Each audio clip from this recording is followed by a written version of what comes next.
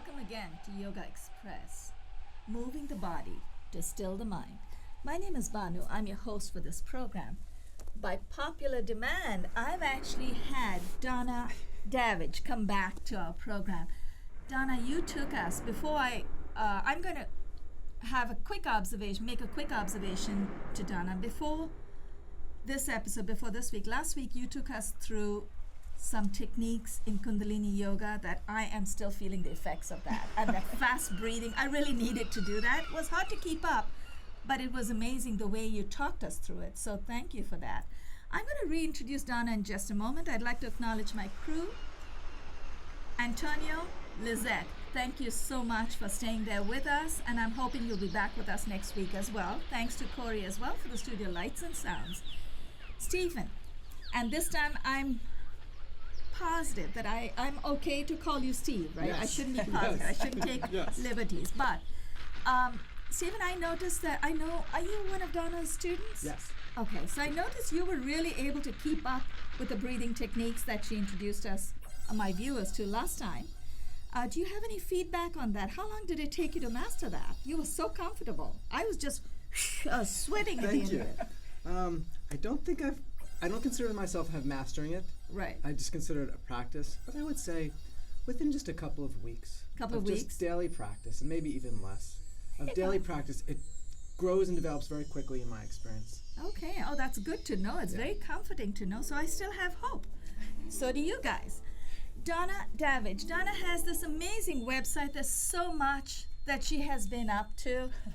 DonnaDavidge.com. We have her credits right there on the screen. Sewell House as well. SewellHouse.com. She's got two websites. Donna, you do a lot of retreats too, right? So the second website is a retreat, which the unique thing is this retreat is that many yoga instructors these days are going on retreat and they'll go off to Tulum or Costa Rica, wonderful places. Right. In 1997, I purchased my great-grandparents' home in northern Maine on a wing and a prayer, knowing that nature was healing because it had healed Theodore Roosevelt there, and believing that possibly I could make a yoga retreat there. And so I've been operating retreats there now since 1997. So I'm there 5 months of the year. Oh, wow. And the students, like Steve, has come, and he's even taken my training up there. And they come and they have meals together, and everyone has a private room. And we get to go out into nature, we get to practice yoga. And so 5 months of the year, mid-May to mid-October, I'm in northern Maine. And 7 months of the year, since the mid-'80s, I've been teaching in New York City. So starting with Kundalini, but since the early 2000s, I switched over to teaching Hatha like we're going to do today, and some other, actually many other forms of yoga. So you come back totally recharged back into the madness of New York City. Completely recharged.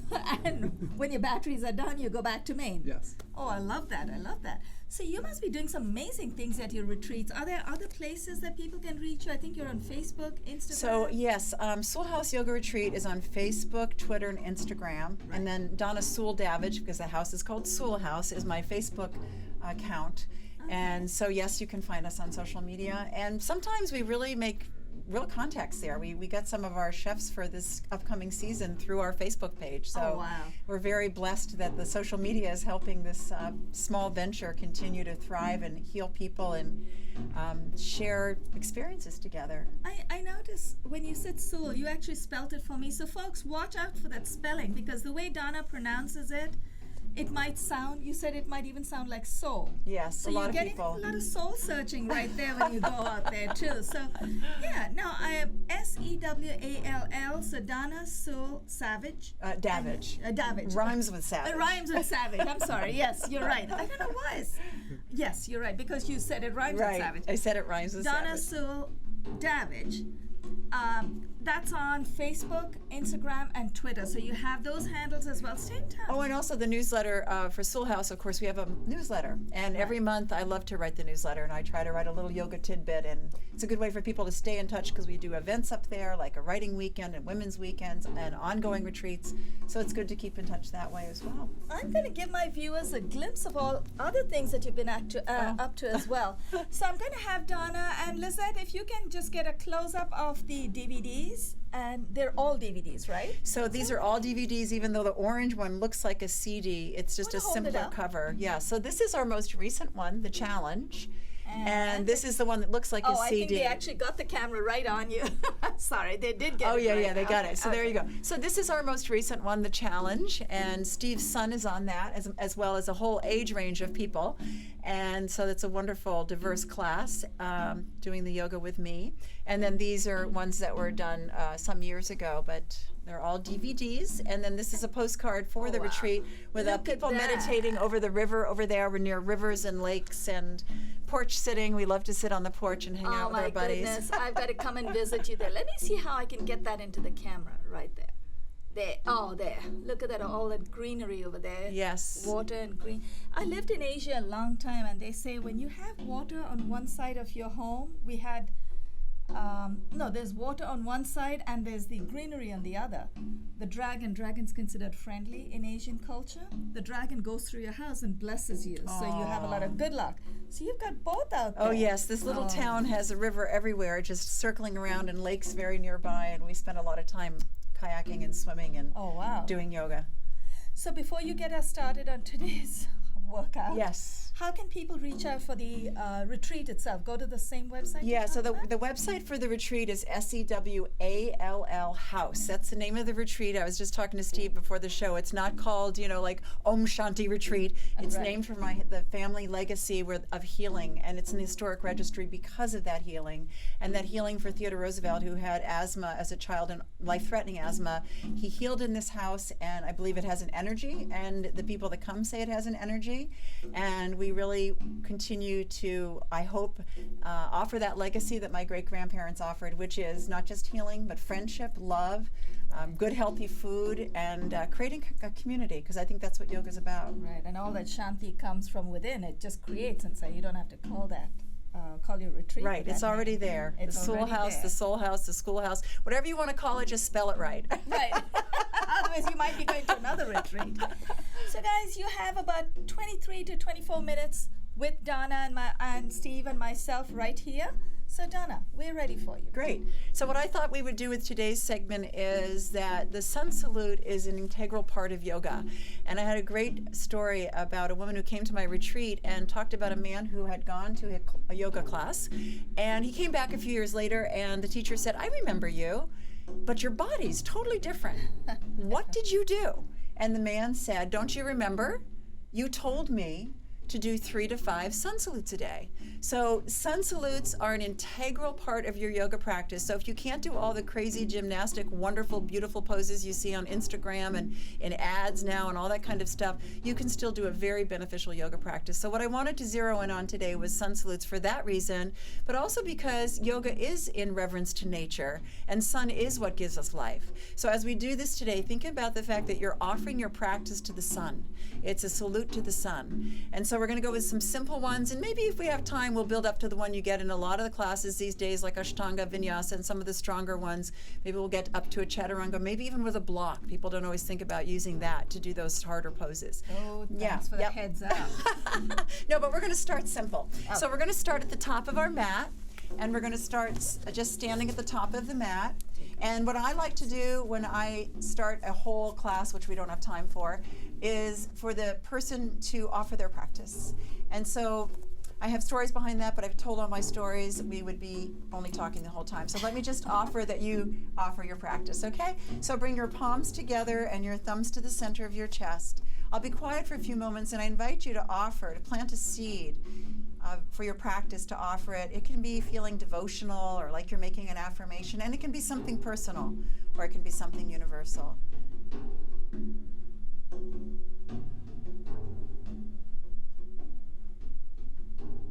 And as when you plant any seed, you just let that seed go, and now you know it's going to grow. So just let that seed go. We're going to breathe through our nose, in and out through this practice. If for some reason your nose is blocked, you'll have to breathe through your mouth. But otherwise, please breathe in and out through your nose. And now we're going to open our eyes, and as we inhale, we're going to reach the arms up, and you have choices here. So your palms can come together, or they can be separated. So we're going to stay here for a moment, think about that. Your gaze can be forward or up. We're going to think about that. And since we're here for a few moments, let's take a few breaths. We're not going to rush. We're going to feel the poses. So this is Urdhva Hastasana. Hasta means hand. You're reaching up, Urdhva, reaching up. Reaching up. Feel your spine. Breathe. Good. And take a nice inhale before we dive forward. Inhale. As you exhale, dive your body forward. Now you might need to bend your knees now because we're going to step back. So for most people, that means bending your knees. Look forward and get your back nice and long before we even start. And as you inhale, step your right foot back. Take a moment to arrange this. Have your hands outside your left foot. Have your back leg as straight as you can. As you straighten that back leg, and I'm going to get up and you guys stay there. As you straighten your back leg, you start to feel how strong you can make this back leg by pushing that heel back. And your whole body feels strong and straight, right? So the back is straight, which is going to set us up for the next one, plank pose. So inhale, take your left foot back to meet your right, and exhale in plank pose. We've got two really good practitioners here, but if you haven't done much yoga, you might be letting your hips drop. Please don't do that. Lift up in your navel so that your body looks like a plank, nice and straight. It's a lot of work to look like a plank, isn't it, you guys? Yes. Yes, it is. And then we're going to inhale, and you're going to exhale, drop your knees, and sit back into child. We're not in a rush here. So pull your tailbone back, reach your fingertips forward, and stay there for a few breaths. And again, I'm going to make a few notes for those at home. You don't have to have your buttocks touch your heels. You have to be comfortable is what you have to be. You don't have to have your head touch the floor. You just want to be comfortable. And feel the breath. Feel the breath coming right down into the lower back. A really nice yogi breath, right? This is one of the most de-stressing poses you can do. So we're going to stay here for 1 or 2 more breaths, and then we're going to find our way onto our belly. This first sun salute is just slow and sweet. Okay, so now we're going to find our way forward. So you're going to come up onto hands and knees, and you're on hands and knees, and you're going to think about deliberately bringing your elbows in. And the reason is because a lot of people go down like this, and it's not so great for your shoulders to do that, and you don't get that strength that's required to go into the deeper poses later. So take your chest forward just a little bit. Make your belly strong. Lift it up. Bring the elbows in. Already you can feel your arms working. Take a big inhale. As you exhale, let your chest come forward, and we're going to come right onto our belly. So come right onto your belly. Good. And then you're going to bring your forearms onto the floor. We're going really simple here. Coming up into Sphinx posture, right? So while we're in Sphinx, I want to mention the hands because we're going up to downward facing dog in a moment. Spread your fingers wide. These are starfish hands, right? They're not crabs, they're starfish, right? So spread the fingers really wide. Anytime that you're putting a lot of energy onto your arms, which we're going to do in a moment, you want to make sure the energy is spread throughout your whole hand. So that will make your wrist stronger instead of strained. And then we're going to come up onto our hands and knees. You can keep those elbows down if it's easier for you. We're not rushing, but we're going to get ready for down dogs. You're on your hands and knees. Your feet are about hip distance apart. And we're going to take this slowly, which is actually strong. So I'm going to invite Banu and Steve to just take their knees off the floor. Just take the knees off the floor. And that's a lot of work, right? So now you're going to come back to down dog. So inhale, bring your tailbone back. Good. Bring your heels down. Now this is another thing. You do want to pull your heels down and back, absolutely. But you don't have to let your entire foot touch the floor. So if your heels are not touching the floor, you're doing a beautiful down dog. And the other thing about yoga is it shouldn't be a competition. It shouldn't be goal-oriented, though sometimes we make breakthroughs. We're going, oh, this is great. But accept yourself where you are because it's a beautiful tool of self-acceptance, right? And self-study, too. Okay, great. Now here comes one that's really challenging for some people. You're going to look between your hands because it's always good to look where you're going, particularly in New York City. And you're going to take your right foot forward. Now, some people can just land that right foot between the hands. But if you can't land that foot there, you might have to kind of caterpillar it forward, or you might even have to take your right hand to the ankle and step it forward. That usually works for most everyone. And I look back and I see my left knee's not straight, so I'm going to straighten my left knee.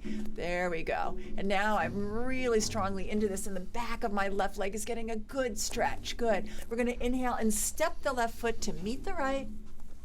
You're going to exhale and fold the body into Uttanasana. I'm going to invite these two to stay in their Uttanasana because the ragdoll stretch is so good.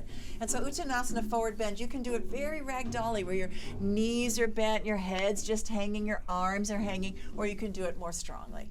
And now when they roll up, before they roll up, I'm going to remind them to really hollow their navel out because a lot of people have lower back issues and they forget that in yoga we should always be squeezing the belly a little bit and lengthening the tailbone down to contain all those internal organs and to support the lower back. So as you inhale, go ahead, you guys, use your belly and come up vertebra by vertebra, roll up, inhale, inhale, inhale, inhale.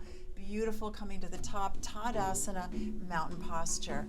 And then to complete our sun salute, we can just take it back to Anjali Mudra, the prayer mudra. Beautiful. So there we are. So that's one sun salute. If you do 3 to 5 of those a day, it's going to change, right? So now we're going to go a little more quickly so that I can hopefully get to that last one before the show's over. How much time do I have? Lizette, how much time do we have? 11. Oh, we're good. We're good. Okay, Thank great. you. Second one, you're going to inhale, reach up. It's going to be similar. You're going to exhale, fold forward, follow the breath. You're going to bend your knees, and this time it's the left foot coming back. So inhale, take your left foot back and gaze forward. Good. Bring your shoulders towards your waist. Make that back leg nice and straight and strong. And then we're going to take the plank position. So inhale, come back to the plank position. Good. Pushing the floor away. And you're going to drop your knees, exhale, and you're going to sit back into child. This time we're not going to stay in child as long. We still actually have plenty of time for our sun salutes. But what I'm going to invite these guys to do, and I'll demo it too, is we're going to slither forward. I call it like a little serpent. And we're going to keep the elbows in. So we're going to come forward with our nose, then our chest, then our belly, then our hips. Oh, they're doing it. Good. And then you're going to come up into cobra. So keep your shoulders down, your elbows in. Beautiful. This is a lot more work than the Sphinx. And it's actually not that easy. And they both make it look easy, but it's not. And so if it's pinching your lower back, you want to come down a little bit lower. And if it's not pinching your lower back, then it's strengthening the lower back. Good. So let's curl the toes under and inhale, take it back to downward facing dog. Good. Exhale, downward facing dog. So while they're here, there's a little thing that we sometimes like to do to loosen the legs, so I'll invite them if they want to walk their dog. I love animals. I'd like to walk a dog every day, but I don't always get a chance to. So anyway, if you want to walk your dog, you can pedal your feet right now. So you lift up one heel and then the other, and then just stay in place, Manu. You guys just walk in place. You're walking your dog. I call this walking your dog.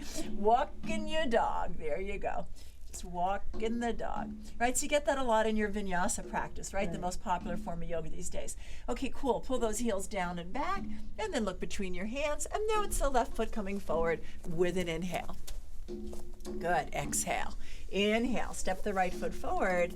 Exhale, fold into forward bend uttanasana. Remember, engage your belly and ground down into your feet and your legs, and inhale, come up, reach up into Urdhva Hastasana. Stretch up, stretch up, stretch up.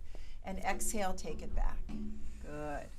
Okay, so let's go right into this next one. Inhale, come up, stretch back a little bit. Little back bend, beautiful. Exhale, fold it down. This time, inhale, take it back, and drop the right knee. Drop the right knee. We're going to take a little Anjaneyasana, crescent moon. So reaching up, your back toes can be flat. If you need to have them curled for stability, do so, right? And then exhale, take it down. Very similar, but a little different. And then inhale, take the left foot back. Exhale, take it back into your child. And inhale, nose, chest. They did it so well. Nose, chest, belly, hips forward. Slithering forward and up into cobra again. Shoulders down, elbows in, curl the toes. Inhale, take it up to downward facing dog.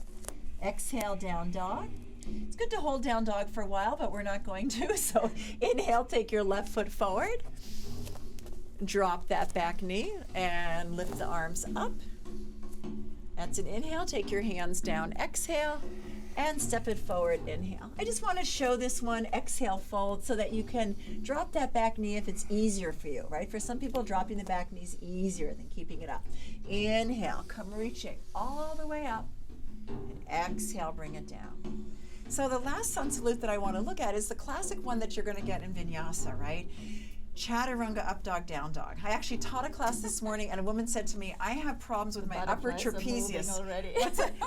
Butterflies. No, don't worry about it, because we're going to use the block. Oh, so this woman was like, oh, I have issues with my upper trapezius. And then I saw her trying her chaturanga, and it was just like so hard for her, and the form was just not very good. And after class, I said to her, you're doing the right thing, because she would just barely get into chaturanga, and then she'd go up into up dog, and it wasn't also the best form. And I'm thinking, no wonder her upper trapezius are bothering her. She's doing this all the time, right? And we do that enough in life, right? So I'm going to offer to Banu that she can use the block. And I'm going to demo this quickly, and then we're going to let them do it. So we're going to go through it, and we're going to be in plank, and the placement's really important. So you get it right on your pelvis, you're going to be able to do chaturanga and everything. Wow. Without any huge effort. You still have effort. Okay, so you're in your plank, and then you're gonna come down, and you're gonna find that the block will be right under your look at me doing chaturanga, right? And the block is there. And then I'm gonna come to my up dog. My legs could be a little straighter, But in order to use the block, I have to just kind of have them not quite as straight, but I'm still trying to make them really straight. Here's my up dog, right? So it's mainly for chaturanga, because chaturanga is really hard. Okay, so I'm going to put this block for you to place when you get there. And so we're going to try this. This is the strong version, okay? Kind of a word of warning, I don't think everyone really should be doing chaturanga, and you go to classes these days and they do a ton of chaturangas. Right. So you can always take your knees to the floor like we did, or you can take your body right to the floor, or you can do like the lady this morning where she did a very high chaturanga. As soon as she felt that she was losing her form, she tried to go up and do an up dog. So you kind of have to feel your body, right? So let's come to the front. I just go to class and say my 12 pack is in the way and they leave me alone. Well, it's a very good point, because a lot of people think it's just your arms, but it's also your navel. right. And that's just such an important thing. So it's everything in chaturanga. So here we go. And again, we're just looking at what these poses are. And these are the hard ones, I have to say. These are I don't like the word hard. These are the challenging ones. So here we go. Inhale, reach your arms up. Exhale, fold your body forward. Gazing forward, a lot of times in vinyasa, ashtanga, those, they hop back. So if you know how to hop, you can hop and try to land lightly into your plank position. And then from your plank position, I'll demo one chaturanga. You take your heart forward, you keep your legs strong, you keep your navel strong, you keep your elbows in, you come down to your chaturanga. You push your heart through, you come into your up dog. And then you come back. Well, that was supposed to be a demo, but they did it, so look how good we all are. I'm going to have them come back down to plank. Okay, so you guys come back down to plank. I want to see if Banu can work with this. So you're going to inhale, and you're going to try to just come down into chaturanga and let even if you somewhat lose the form, come down. And there, she can work on having her elbows. No, come back to chaturanga. I want you to feel chaturanga. So her elbows are back. You feel how your chaturanga works? See how beautiful your chaturanga looks? Do you know you're doing a beautiful chaturanga? I didn't even realize I was doing chaturanga. Yeah, you are doing chaturanga, right? And Steve's doing chaturanga. And now from there, if you don't want to stay on the block for up dog, you don't have to. But inhale, come to up dog, and you can stay on the block, right? It's a beautiful thing, the block. It's a beautiful thing. Okay, and now come back to downward facing dog with an inhale. Now you don't need that anymore, but it's a beautiful tool because all of these elements of the sun salute are things that you can do on their own. And one of the things in vinyasa is we rush through upward facing and we spend tons of time in downward facing. So often when I teach, I like to have people hold upward facing dog a bit because it's beautiful. So let's come to plank, you guys, one more thing and then we'll rest. Okay, plank. And let's not go to chaturanga, let's go to up dog. So here, let's look at our up dog. Legs stay straight, heart comes forward, don't drop the hips, armpit chest forward, push the floor away. Beautiful, aren't they beautiful? And now drop your knees, sit back into child, take rest. That was beautiful up dog. Could you guys feel that? Was beautiful. It was beautiful. Good. And so what we're going to do is we're going to rest a little bit. So I think we've done enough sun salutes. I don't think we need to do any more. So I'm going to have these guys, we got about 4 minutes, I think. I'm going to have these guys come into Shavasana. So come on up. Whoa, you have to talk. Banu may have to talk, but otherwise we come on our back now because it's really integral. So come laying on your back, unless she has to talk, No, and only when then we- you will rest.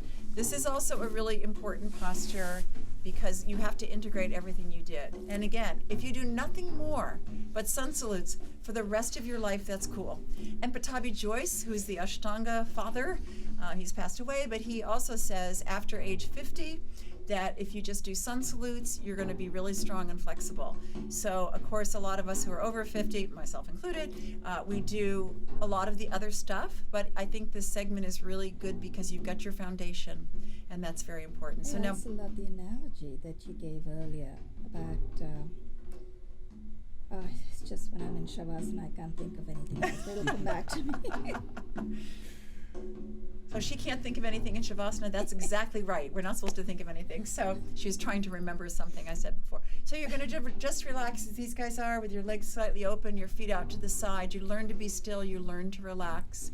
And Judith Lassiter, who's like the mother of restorative yoga, believes that sometimes the only time anyone gets to relax in a day is Shavasana. If they do restorative, then they do more. But sometimes you don't do restorative yoga, you just do other stuff, and this is the only time you get to relax. It's very important. I did remember it now. Oh. You were talking about someone you knew who, you told us a little story about he came back looking Yes, very his body different. changed. I can't wait to get there. Yes, your body will change from sun salutes. That is the Sun salute, amazing wow. thing. You get more flexible because you're doing those back bends, forward Right. bends. You get more strong because you're doing those little push-ups. And again, we saw the range today of how much you could take a simpler Yeah. one, and you can take a more athletic one if you're an athletic person, and it's all good. It's all good. And I know it may or may not be very yogic, but high five for making me do chaturanga. High five. You did a beautiful chaturanga. I didn't know I could do because the block really helped. It That was really great. helps, That was yeah. really great. Yeah. Oh, I'm going to enjoy this. So now you slow your breath down, you relax for as long as you while we need. are marinating. They're at least while marinating. That's a good one. Steve and I are marinating in Shavasana. I'd like to acknowledge my crew. We have maybe about a minute or so. Lizette, Antonio, and Corey, thank you so much for staying there with us. Thank you, crew. I also want to acknowledge the body music by Cesar De Para, opening 3 ohms from a DVD called Sapta Tandavam. Actually, it's a CD, Sapta Tandavam. And Cesar, I know you're back in Spain, but thank you so much. You really bailed us out. I love the drum music. Yeah, the was music's created great. just for us. It's supposed to emulate the heartbeat. Great.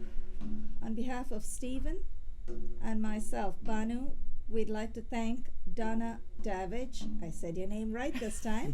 Donna also has a spiritual name, Amrita Kaur Khalsa. And Donna has been teaching Kundalini Yoga for a very long time. Stay in touch with her. Look her up. She is literally all over the place. So stay connected, guys. You are watching Yoga Express.